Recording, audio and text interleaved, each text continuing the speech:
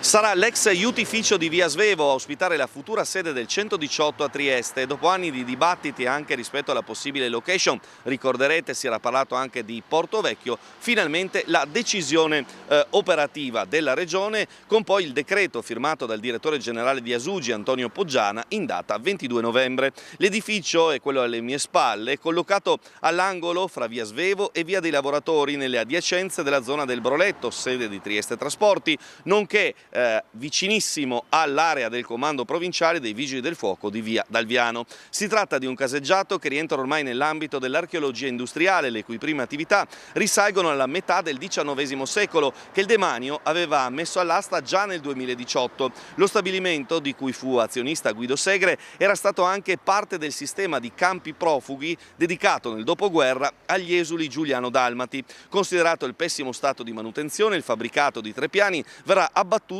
e ricostruito ex novo. Gli spazi ammontano a circa 3.600 metri quadrati per una volumetria di oltre 25.000 metri cubi. La Regione ha messo a disposizione 13 milioni di euro, di cui mezzo milione servirà per l'acquisizione del fabbricato che ospiterà la nuova centrale operativa del servizio di gestione delle emergenze territoriali. Ma perché questa scelta? Beh, vedete da questo cancello che la scritta 118 c'è già. Perché? Perché l'autoparco dei mezzi del 118 è già ospitato nel vicino parcheggio, nella vicina area esterna del comando provinciale dei Vigili del Fuoco, a cui appunto Asugi paga un affitto mensile. Quindi da qui la decisione, vista la disponibilità del caseggiato del demanio, la scelta di realizzare vicino proprio la nuova sede del 118 che vedete alle mie spalle come, diciamo così, caseggiato ormai in disarmo e in disuso, che verrà demolito e avrà una nuova vita con una funzione specifica sul territorio.